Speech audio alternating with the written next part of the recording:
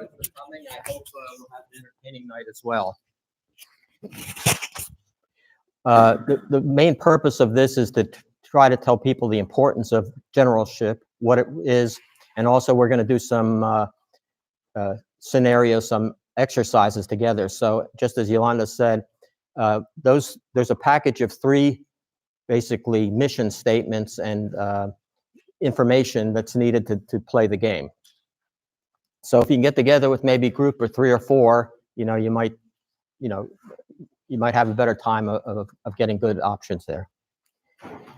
What is generalship? The definition that I got was really the best one, is the set of characteristics that make a good general an officer of very high rank, especially in the Army. And I went to several sources, my own time in the military, and I took a look at what the great generals, the great commanders, thought of the characteristics of a good general. Risk, one of the most important characteristics. As we know, if you don't have some estimate of the options of risk, the outcomes, you can get in serious trouble. And some of the commanders in the Civil War, like McClellan and Braxton Bragg, were ones that were reluctant to make decisions and often lost opportunities. Tenacity goes without saying. You're going to have challenges for you that are outside of the plan, but you have to keep driving onto it. You don't give up after the first time. Flexibility, innovation, and mastering information.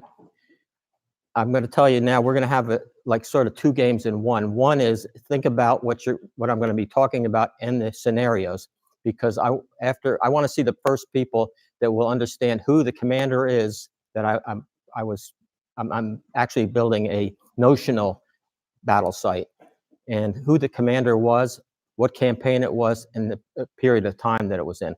I have no doubt that I'll see a bunch of hands flying up, but I just wanted to see if you were up on that. The commander that I'm talking about was a master of information, and that made him very successful in the campaign. The other elements are important. What the greatest element is moral courage, especially in the Civil War, where a lot of casualties were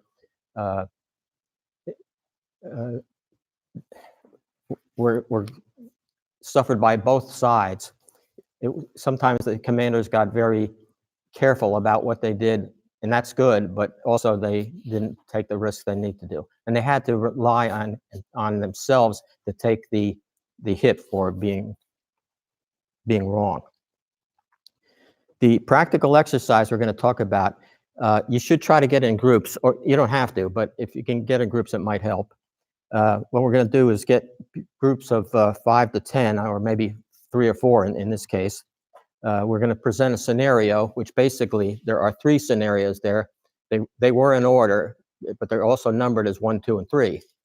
And this would be a simple format for what a commander would have at his fingertips before he planned an exercise, a campaign or a battle.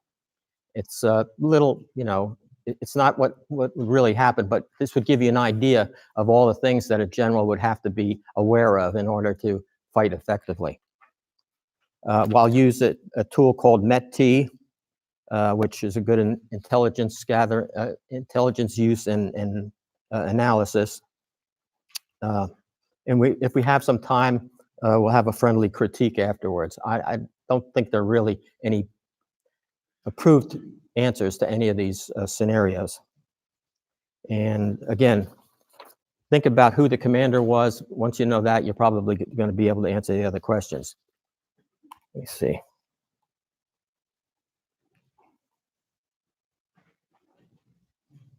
I'm going to move through this quite quickly because I think the most we'll learn is from the exercise.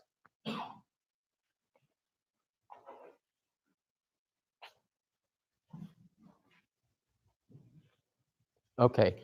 MET is a tool we use in the military to gather intelligence and other factors that were necessary to understand the best opportunities, the best options to go forward with the battle or the campaign.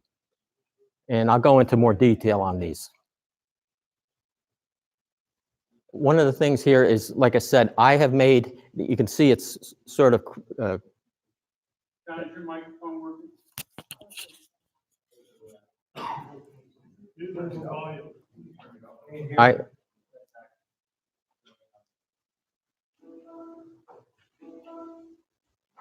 Can you hear me now? Okay, I tell you what, I'll project more, and you remind me, put your hand up if you don't hear, okay? Okay, so this notional scenario or campaign is just to describe what these major characteristics of generalship are. And I will then, after they're all done, I will compare this to the actual campaign. And you can see, you know, the general that we're going to be talking about, why he was so successful. Okay, so this scenario has one army has less resources than the other army. Time is of the essence because of political considerations and logistical impact. The geographical names and the terrain is made up, but it will be equivalent to what the actual commander did in real life. And the identities of the leaders, armies, and small units are purposely hidden, so I don't give you extra hints until you need it.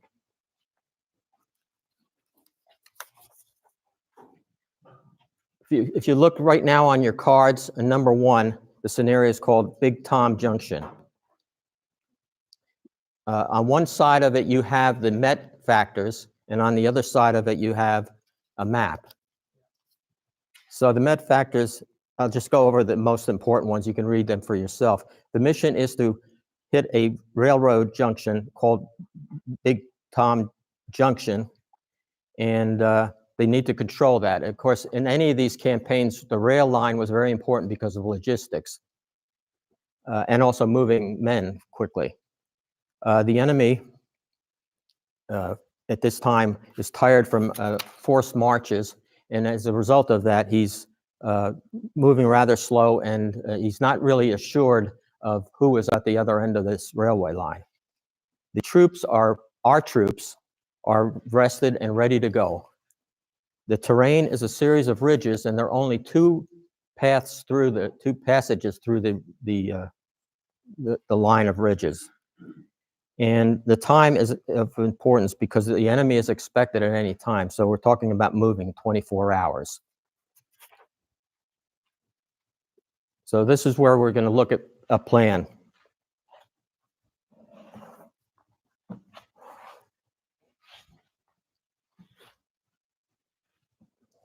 This is the terrain we're talking about, the map. It's a primitive type of map, but this is probably something that would be done in the actual battlefield conditions. Have to get the information out there very quickly, and it has to be effective information for all the commanders that are implementing it.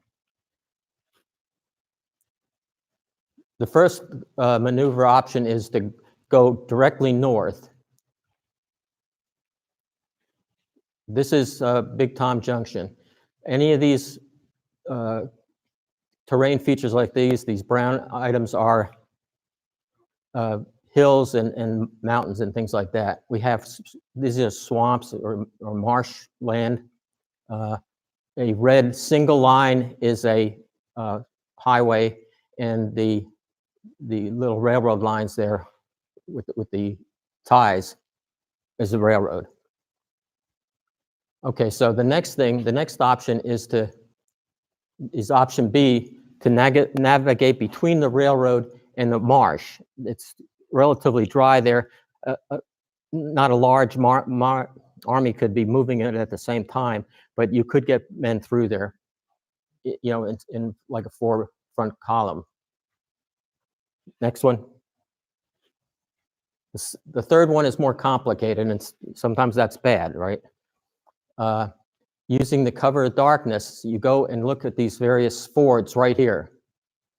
In this case, you find one of them, and under cover of night, your cavalry and your scouts have located these. They will take a move to the little mountain. Because of this ridge, they will not be seen by the enemy, who, by the way, is marching into this area. They would then try to get through this junction, this mountain, and hit them from behind. If they happen to meet up within the town, the battle will be there.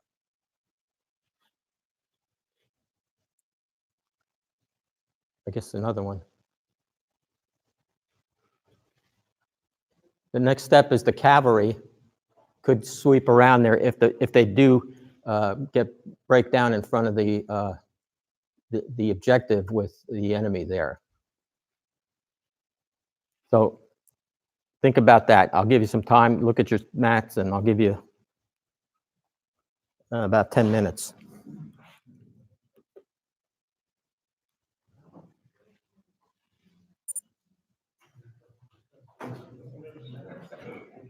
If you have any questions, just shout out.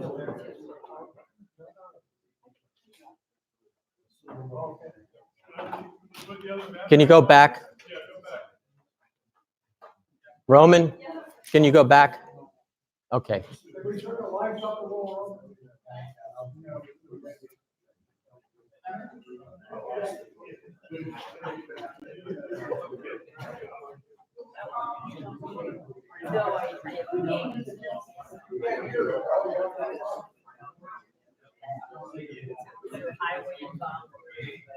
Oh, you've got your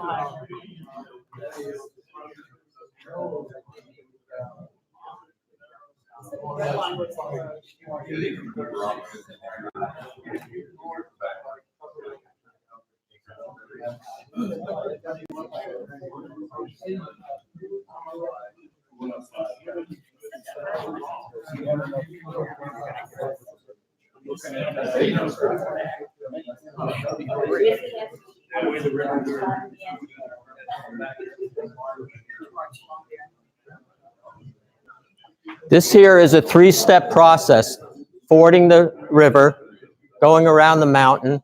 It's a 3-step process: going around the mountain and then attacking. The wagon roads are right here. They're next. No? No. There's no like wagon road or turnpike, it's just a railroad.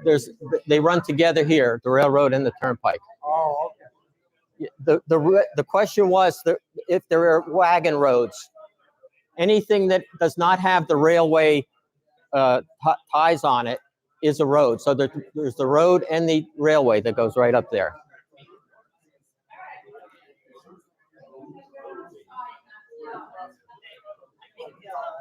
I think you're having an issue with the speak. Okay. Yeah, you should put that on your lapel. Oh, of course, That's of probably why course. it's not picking up your, like a tie or something. Do a quick, although it is going to, you might want to remove that. I think that's the webcam. They still need it? I don't know if you do. I don't believe so. Just, Okay. I think this is going to create a lot. It is going to get so much feedback. This is meant for the, it's going to be, just put it on your, I think this is meant for the camera, so I'm going to put this here. Yeah, that one's a live stream. Yeah, that's meant for the live stream, but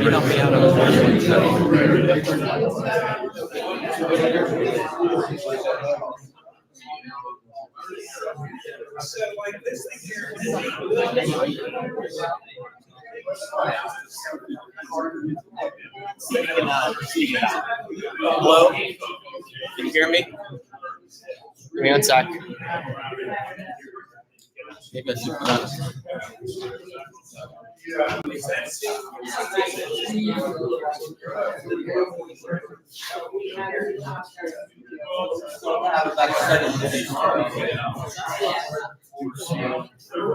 put it on the opposite lapel.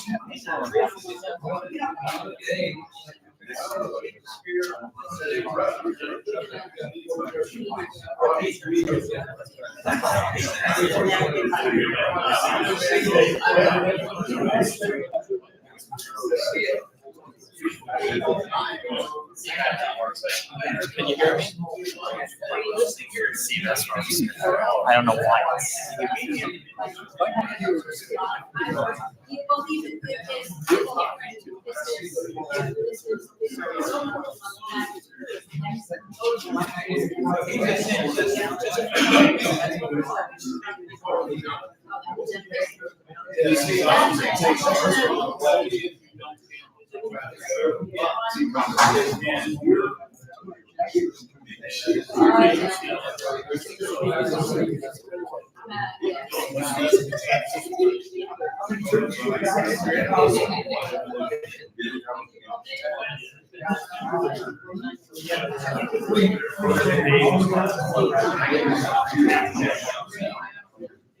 Okay, start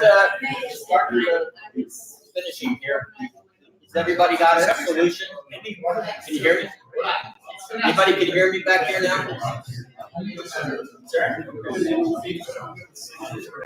Okay, I'll still speak. Okay, if everybody's done, let's, anybody want to volunteer the best solution to this? They think it's a problem.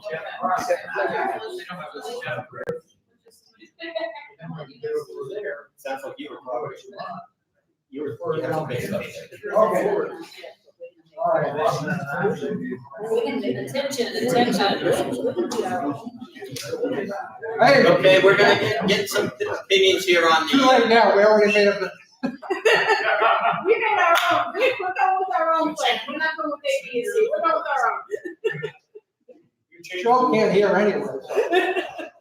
So. But, okay, we decided that, time is of the essence, and, B definitely looked like the fastest way to go. And so we're gonna put our money there on, option B. Why do you think B is the fastest way to go? That's a road, it's, you got a road and, it's straight, you've got no big obstacles in the way, you don't have to search for fords. Looks like you gotta cross the river twice if you go A or B. Yeah, but the road crosses. It does? Yeah, it does. You got bridges, are the bridges still up? Yeah. Option D, or you're worried. This is a smaller tributary. Hang on a second, guys. This is a smaller tributary here. And as Phil says, it's two bridges across there. Okay, I think that's a good analysis of the problem. Speed is important, and I made speed one of the time of a day important. But so, anybody have another situation that they want to go? We can take one more. Just one question is what's the distance? Yeah, I didn't put that in on purpose. The scale, yeah. It's a scenario, say, I like that one because you only had to cross the body of water once, not twice. It wasn't, you didn't have a chance of getting pinned back against the river as you would in B. If the enemy came in a little too quick. You have the potential benefit of maneuvering under the cover of darkness. And then at the worst case, you're going to end up in town, you know, if you can't make it on the other side of it. That's a very good point. Even if you don't get to the objective here, you might be in a good position to meet the enemy that's coming down the road too. I think B is a good solution too, because it is faster and 24 hours isn't that great. A lot of times that when these plans were made, they were looking forward to the next step, the real good commanders, the next step after that. So this would take some more time, but also it's more covered from the town itself where they would be in. So they could make a break across maybe only 300 yards or something like that and get into position. Nobody's entrenched, so that's another thing to think about. Okay, let's go on to the next one. Okay, this is called Princeton. Can you hear me out there now? Okay.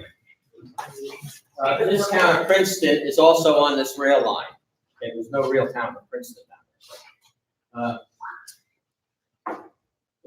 What they did, the cavalry and the spies that were available to the commander found out, yes, they had about 30,000 veterans there, so they had a pretty good force, the enemy against us. And 10,000 militia just brought in from the surrounding area to cover the area of Bavaria.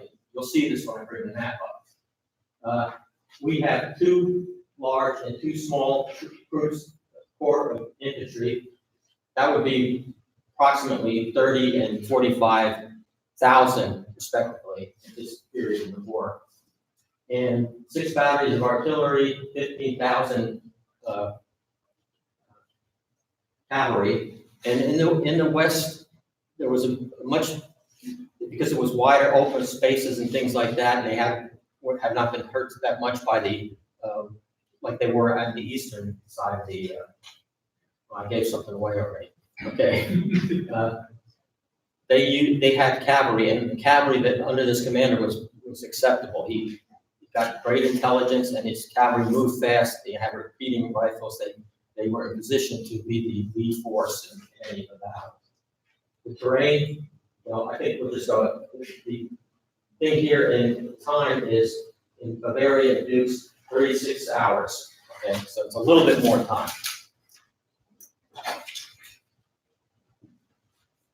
Okay, here is the terrain.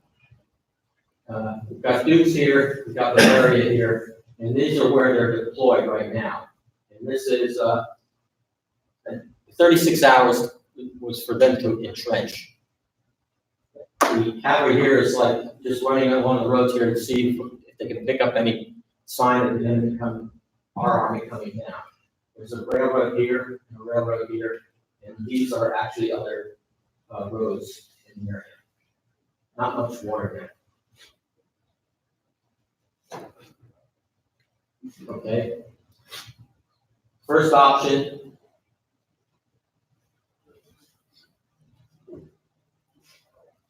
Okay, very good. It's option A. It says move around the marsh, move in, attack Bavaria from the flank.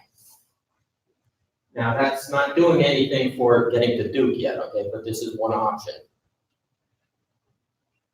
Next one. Okay, that's a part of it. The main body will come down the main railroad and highway. The next one is send 4 divisions on separate avenues of approach. They are ordered to stay within 4 hours of each other. In case one of them becomes engaged, they can be reinforced by somebody on the flank. They will hold the railroad line from Dukes to Bavaria, and that will be the mission. Mission successful. Now I have 15 miles written down there for the time the time it takes to the length of that stretch there. I think there's one more after this, right? Yeah. And the cavalry's in reserve, ready to pounce on them in case there is a stalemate here. They can try to flank them. Okay. Let me go back again. I'm sorry. You have this up. Which one do you pick?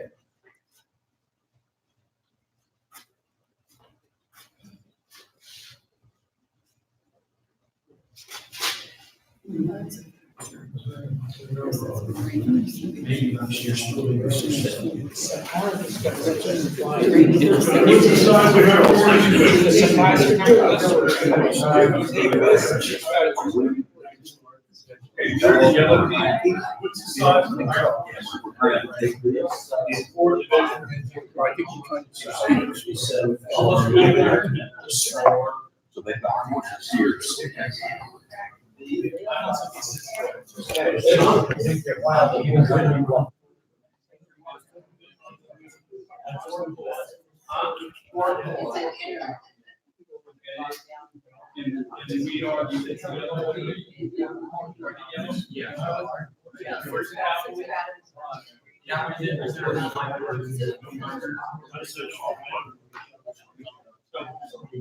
You only show 3 teams in the basement. Where's the fourth? That's the cap. We're on the left. You're on the west. Right here. 1, 2, 3.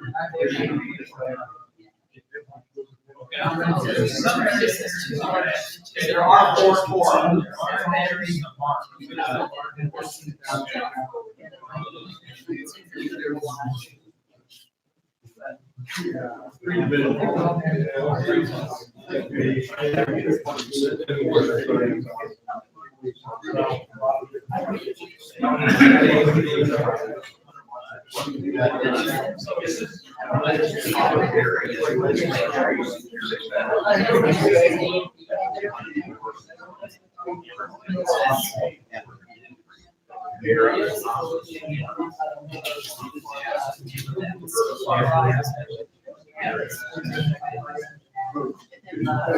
For those of you that are really into the tactics, I want to say that this notional drawing that I have here, the attacks, and everything like that, is equivalent to one that is actually done by. This representation, which is notional, is the same as the actual. Not exactly equal to 3, but the idea of advancing down to the line. This is a Napoleonic type of operation.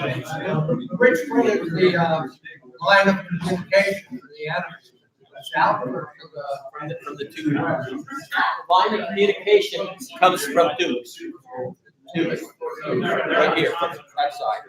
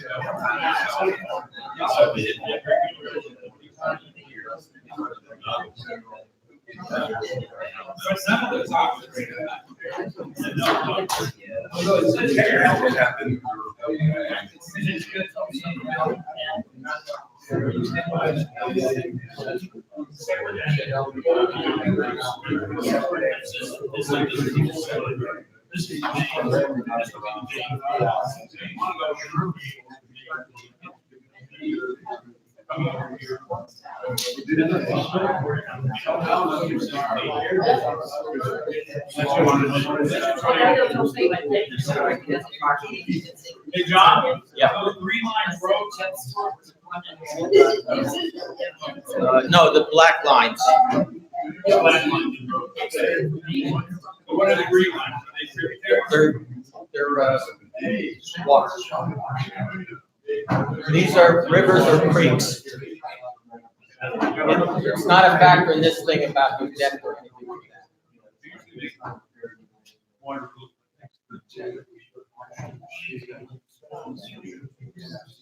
And there are marshy areas. This is a wooded area.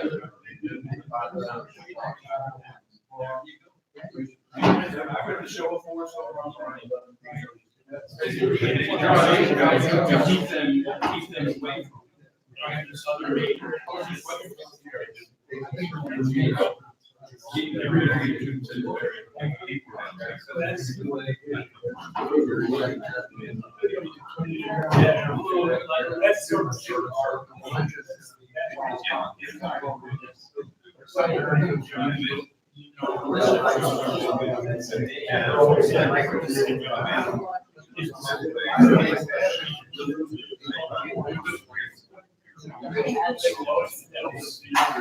Does anybody need more time? Anybody want to volunteer? Tom, help me out. Okay, we kind of would like to use the right end, just do a show of force over there to hold the Bavarians in place. Where are you talking about? Yeah, On the right, the B, this is option one you're talking about. Option one? Is that option two? Yeah, that's the one where you come down this way, it's an open area, comes around this corner on Bavaria. Yeah. And your reason? We want to hold the troops in Bavaria in place while we come and really do our main attack over Dukes, because that's where the junction is, and that's probably is where they're getting their supplies from that southern route on the railroad there. Okay, that's a good reason. The railroad here for 15 miles isn't much of a factor of moving men back and forth or anything like that. So this is like a bad deployment on the part of our enemy. You gotta have trains on the railroad. Anybody go for the other option, the 4? We had a split decision at our table, All right. so it would depend on who has the rank. Yeah, that's right. Yes, we had to make a decision. We, the two of us thought option B was better, was the way to spread out what you were trying to accomplish. You could probably move more quickly with fewer men in each of those prongs, so to speak. The guys who wanted A had some nonsensical reasons why they wanted to do it. I can't remember what they were. David Rank is June 71. Jim, what was your answer? He's B, And your A. I'm A. I think that, I like A. You've got a railroad, you move people down the railroad. Dukes is what matters. The guys over Bavaria are not decisive. They're only militia. Get your force and crush the enemy's best troops at Dukes. And the rest, don't waste resources chasing cavalry. Or often you're gonna be slowing down because they've got to get to the marsh. So the best way to get at the enemy is down. This is my nonsensical reason. No, it makes a lot of sense. Concentration of force and the idea that the militia aren't going to be as much of a problem as these veterans are. I put the other one in there because it reflected what the commander did. It's actually several times. Which one? Which is the other? You did B? He did B. Okay. But B is risky, and because you have a lot of coordination, things can go wrong. One or two of the corps might have a problem and they don't want to go further. I really screwed up here. In the previous one, well, you'll see it. I didn't screw up. You're going to see it in the next, when we have the real battlefield ideas there. But the idea here is, again, like Napoleonic. He would use self-sufficient corps, infantry, artillery, cavalry, and they would move as an army and bump into somebody, and then if they got into trouble, they called other corps on the flanks, and they could get there in less than a day, or sometimes less than half a day. So that the idea here is to spread everybody out, Jim. You spread them out. I'm not Jim, the other gentleman. You spread them out, and they don't know where it's coming from. Okay, where they're going to hit. Although B is a relatively open area, so they probably wouldn't be watching that. Wouldn't be expecting much of that there. But the other areas, like through the marsh on that side of the marsh and here, that would, stretch them pretty thin. Or they could just say that they'll be defeated in detail. Okay, next one. This is the last one. John, what question did John general was what they really did? I'm asking you if anybody recognizes this person who studied. Okay. The operational tools that they were using. Okay, the next one is a place called Knox. This is assuming that before that the enemy had been defeated and they were fleeing from the army, our army, and they're in bad shape. They have no food or water, no wounded are being taken care of because they can't transport them, and that's a big hit on morale. Our troops have a high morale because they won the battle, and they are now in the pursuit phase, which is really where, especially in Napoleonic times, most of the casualties were taken, because once you break, the bayonet is at your back, and it's like in any type of warfare. Once you break, you're disorganized, you don't know what to do, and you usually surrender or desert. The terrain is moderately deep rivers that run through the whole area. One railroad bridge is halfway between Knox and Bavaria. Wait a minute. No, Knox and Bavaria. Yeah, okay, yeah. The time factor is a race. We don't know how long it's going to take us to get there or them to get there. But if we get there before then, we can take a whole army out. Next one. Okay, here's Knox. You've got your railroad. You have a few lesser roads running along there. This is where the enemy is positioned. There's a marshy area again. This was an area that had a lot of marshy thing, and it was also a time that they had a lot of rain in that, so even the fields were muddy. So the first thing is to go through the west side of the marsh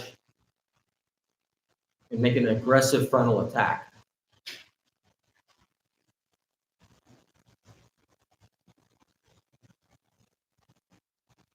Next one is to move around the marsh. Take the left flank of the Knox position, like this. Going around here. It's going to take longer, but it's easier to move, and you can cut them off while they're trying to move in, or in a meeting engagement. The next one is complicated again.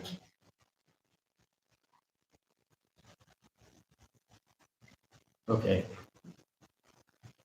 Did we skip a few? Okay, never mind.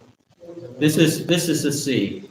You get over here, and well, they have the holding action with the A.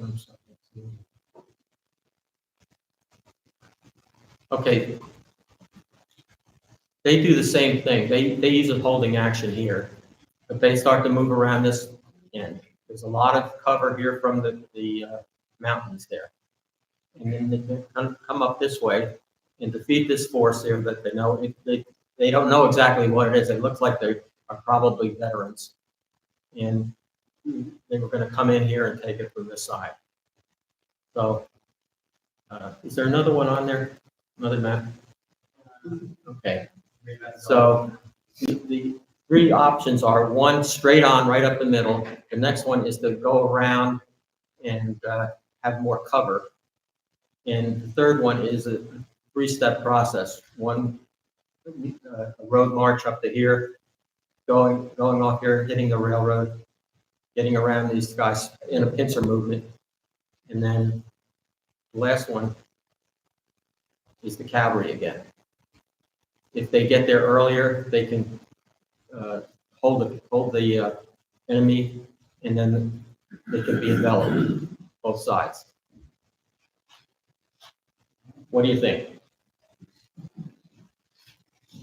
It's up to you.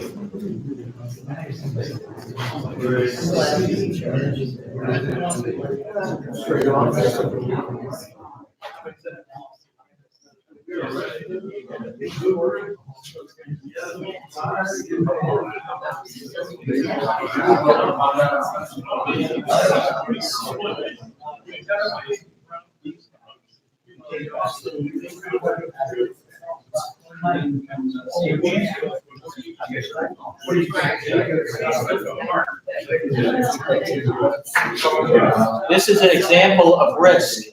All three of these are very risky. How much can you take?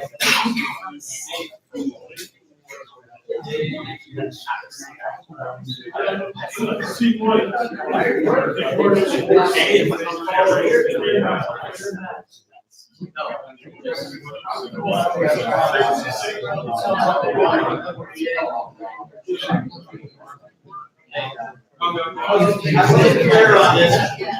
Wait up. Wait, clear on this.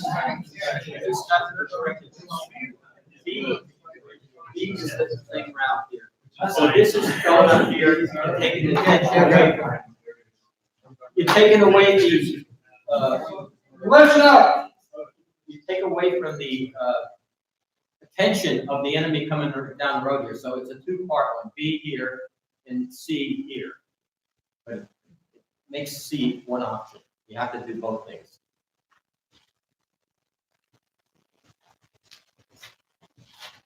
So you have the same risk for B and C on that side of the battlefield. I'm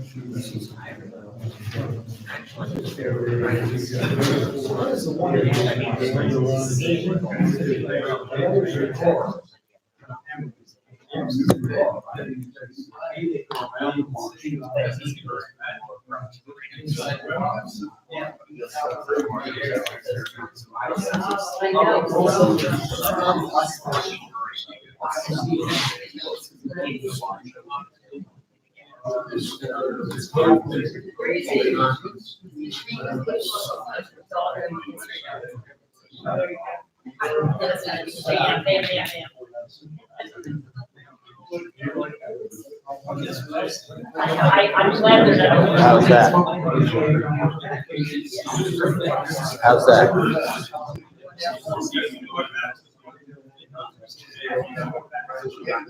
I agree with that. I'm not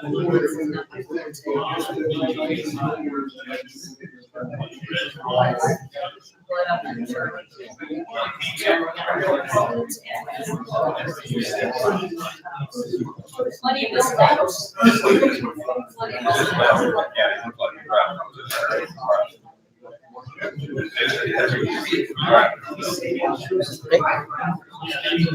You still need more time? Anybody need more time? Okay. Sir? Okay, I'd say, well, we talked about it, you kind of think A might be best, you kind of think option A might be best, because these other guys, bad guys are, that we're going after, they're disheartened, you're low on food, they're, not very happy, so I say get up there as fast as you can and hammer them. Good option. Again, you know, paying attention to the thing of the morale of the enemy and how much you have established already, that your cavalry is beating down on them. This might be a time where you can go up the middle other than getting blown away. Okay. Anybody else? Any other ones? Just got a question about A. Seems like A goes through the marsh.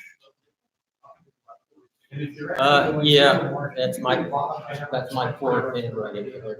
It's basically going up the dry part to the left of the marsh. But it's still, it is a point where it goes down to a small highway, small road. Now, in this case, again, you probably didn't need all that complexity, but what I'm trying to put together here is that if you have a good army that has been veteran army that's been together for a long time, you can get to the point where you can do these things. And even if one part of one arm of the thing, one core is out of place, you can still live with it because there's chaos on the battlefield. The enemy commander doesn't know what's happening either. And, that's the biggest thing, is to make sure he's always on the back foot when he will be attacking. Okay. Well, I mean, what tells me you guys have really been thinking about this because you took all the intelligence that was available. Many of the commanders, like McClellan would have a lot of intelligence there, but he ignored it for whatever reason. Take the tools that you've got. Okay. Next one. Okay, so is there another one? Okay, now, does anybody know, does anybody want to make a guess on the commander? Right. Okay, I didn't do a very good job. Anybody else? How about the area of operations? Eastern Tennessee. Western Theater. It's a Western theater, but, it's pretty big. Yeah, Chattanooga, northern Georgia. yeah, it's northern Georgia. Okay. Doesn't that bring anybody closer to it? No, I guess. Ringgold. Well, we'll go on. You'll make it. Hey, it's not your fault. It's mine. Okay, so the next one is at the actual campaign, starting the actual campaign. Okay, one more. Okay, so there is does anybody help those names up there? Yeah. Okay, anybody figure something out yet? Okay, well, anyway, this was in Dalton, Georgia. Sherman, right. Sherman's got the main body here under Thomas and another corps. McPherson is out on his own. He is supposed to attack down here and roll up the flank here. There was a Confederate unit in there, a small one, maybe a couple of thousand men, and they reported back, but they got out of there. Pretty smart to do that. McPherson gets all the way down here, and then I don't know why he didn't trust Sherman, because they've been together from the days with Grant in the Mississippi. And he just said, nope, I don't want to be out here out on my own. And he went right back and he started entrenching in the pass there. The other pass, Sherman was disappointed to say the least, but he attacked right here against Johnson. He attacked, but he actually hit nothing because Johnson decided he didn't have enough men there and he went back. So luckily,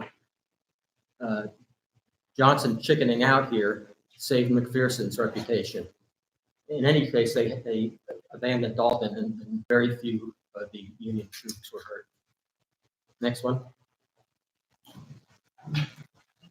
Next one. Okay.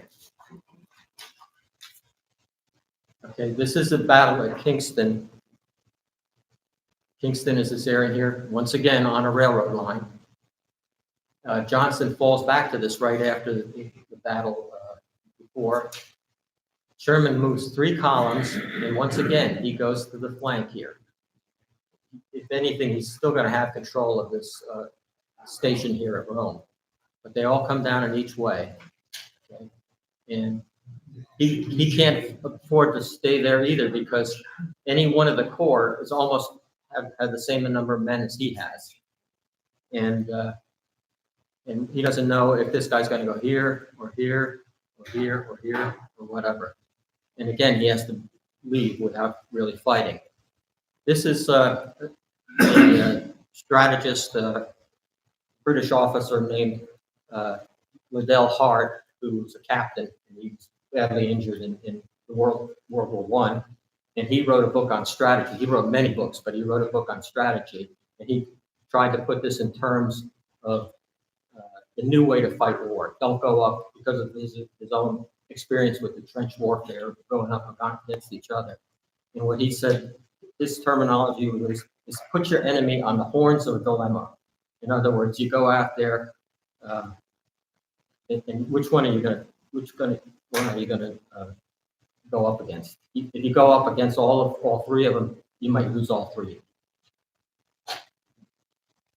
Okay, next one. Okay, again, Johnston wasn't at his best here because he had to take some type of aggressive action against them, or he would just be pushed back to Atlanta. He didn't want to lose it. He had a manpower issue, and of course, if he lost Atlanta, he needed more men to stay back in Atlanta and hold Atlanta until the election was over. Okay, so they're forced to give up their fortifications. Again, not very much fighting. Kennesaw Mountain, okay. This was a day that Sherman wasn't in his usual form, and the reasons for that. He was worried that Johnston's finally bringing up more men from Atlanta to stop this assault. So he tried to come up with many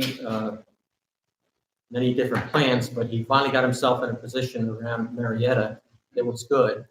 And he was deeply entrenched. There was really no way because of the weather and the roads being damaged. So he came into this little bulge, and Sherman launched the attack. It wasn't well planned. Not all of the Corps commanders were jumping off at the same time as they were supposed to. It cost him 3,000 casualties in a short period of time. Okay. He moved back a little bit further, Johnston, that is. He had a week to get reprovisioned, and he got up more supplies and got himself ready again. This time he came up with what I think is one of the most innovative tactics of the war. He went with McPherson first. Now, here's the thing. One of those characteristics of a great general are empowerment. McPherson screwed up, but he generally was a good officer, and he learned from Sherman. So he became his main man for winning this part of the war. So McPherson comes out here again around the left of the Johnston's army. But when he gets in there, about an hour later, Thomas has been marching up there, and he attacks too. And then Schofield and I forget the other guy that was there. But they all, so it's like a thing, it's like they're refusing their flank because they have protection on that flank. And they're going out and said, here's McPherson, here's Thomas, here's Schofield. So the Confederates had no idea. He basically is sliding all the way down the line. And by the end of the line, close to the end of the line, there are no more Confederates there. There's nobody else to throw in the breach. He ends up getting not a double envelopment, but he enveloped both sides. And they were pushed all the way back to a point which was only 5 miles from Atlanta. So for all the saving of the men for the fighting of the Battle of Atlanta, he got there very quickly. I don't think we don't have time to discuss that. But think about that. I'm going to put out something that Matthew will put up in the runner of some of these charts. You might want to think about them. Okay, this is Sherman's way of fighting war. Respect entrenchments. That's good enough, right? Mentor subordinates. He created a great team there that did what he needed to have done and just reduced his casualties significantly. Well-planned and executed operations will allow distance from the line of communication for a reasonable period of time. We put in the tactics that he used, he put their line of communication in jeopardy at all times, and his line more secure because of the way he attacked. Threatened many points of the enemy's position. Napoleon had a term for that. I want to get this right.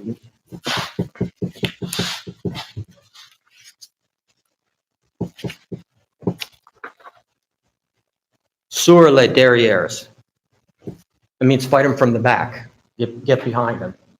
And that's what he was always trying to do with McPherson and his other corps commanders. Keep the enemy on the horns of a dilemma.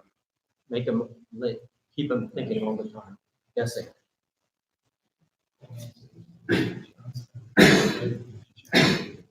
This is sort of look at how he, even though he was a great commander prior to getting his own independent command up in Tennessee,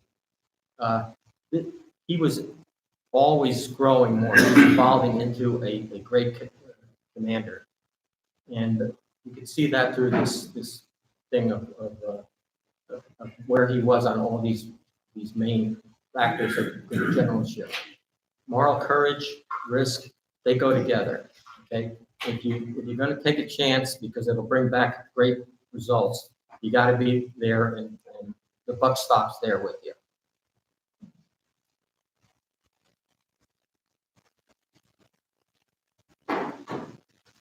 Okay. Okay, so the value of this campaign, the North Georgia campaign, is that it tied down to resources of there were still other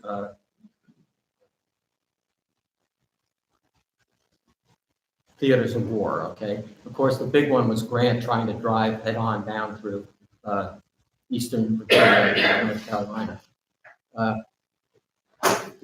He had a lower ratio of casualties to the benefit that was pursued.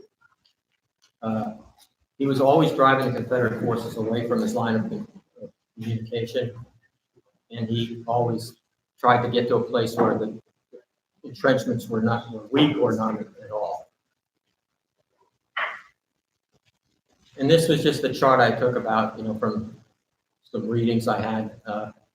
In the Atlantic campaign and pre-Atlantic campaign, since the start, is Sherman could boast that he had 22% casualties over that period of time.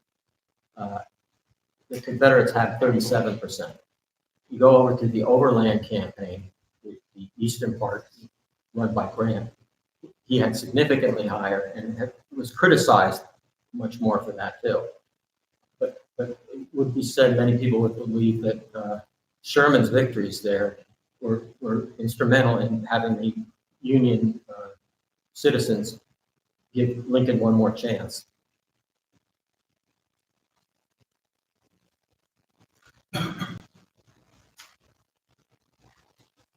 Are there any questions? This was just my idea of, you can get an idea of how much more complicated it is if you were a general to have to deal with this. This is just the major type of things that they had to deal with. And again, I wanted you to get the idea of the generalship there is building a great team and having all those other characteristics. Yolanda, you said I could say something about wargaming. Yes, sir, please do. Okay. Has anybody ever heard of it's a board game called Gettysburg? Yeah. I was thinking if anybody was interested, we could do this as a sideline type thing. I could find a place where we could meet and do the game. This is not like Stratego or Risk or anything like that. There is a die roll for some battles, but basically you're looking at strength, angles of attack, infantry, cavalry, artillery. It's a game you have to think about, okay? And if you have 2 or 3 people on one side, it gets to be pretty good. One of them being cavalry commander, one of them having a couple of corps. If anybody's interested, come on up. I'll take your name and I'll communicate to you by email. Thank you for your time.